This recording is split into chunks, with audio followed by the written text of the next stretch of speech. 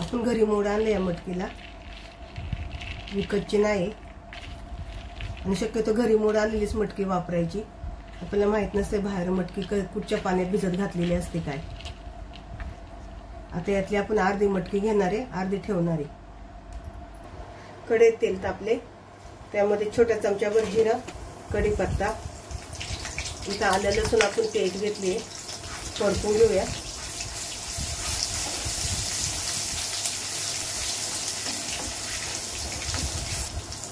त्यामध्ये एक मोठा कांदा कापून घेतलाय आणि कांदा गुलाबी होईपर्यंत आता आपण परतून घेणार आहे. थोडासा गुलाबी कलर येईपर्यंत, पूर्ण गुलाबी नाही करायचा. इथं कांद्याला हलकासा गुलाबी कलर आलाय, त्यामध्ये बारीक चिरले टमाटर, हे सगळं फास्ट गॅसवर परतून घ्यायचं.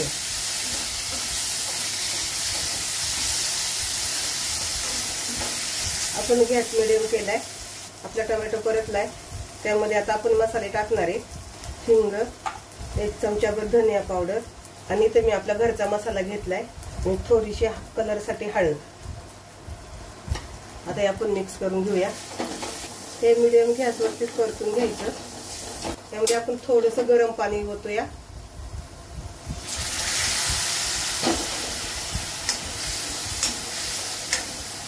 गॅस मिडियमच ठेवलाय.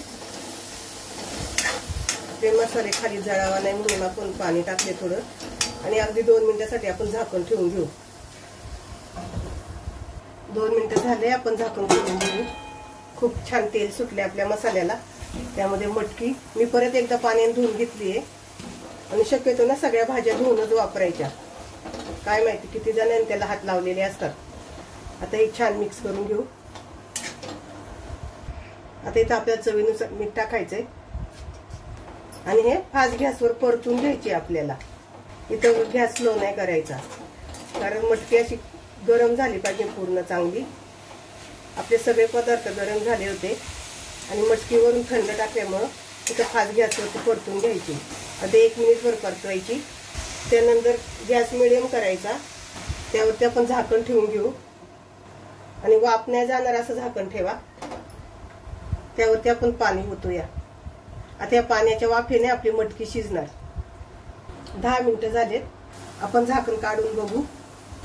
मटकीची भाजी छान झाली बघा, जरा पण खाली लागली नाही. वरून पाणी ठेवल्यामुळे ती खाली लागत नाही. आता इथे कोथिंबीर, मी त्याला 2 वेळा झाकण काढून मिक्स केलेली आहे. मध्ये मध्ये चेक करायची. आणि ही मटकीची भाजी नक्की तुम्ही ट्राय करून बघा, पाणी न टाकता वाफेवर शिजवलेली. आपण गॅस बंद करू.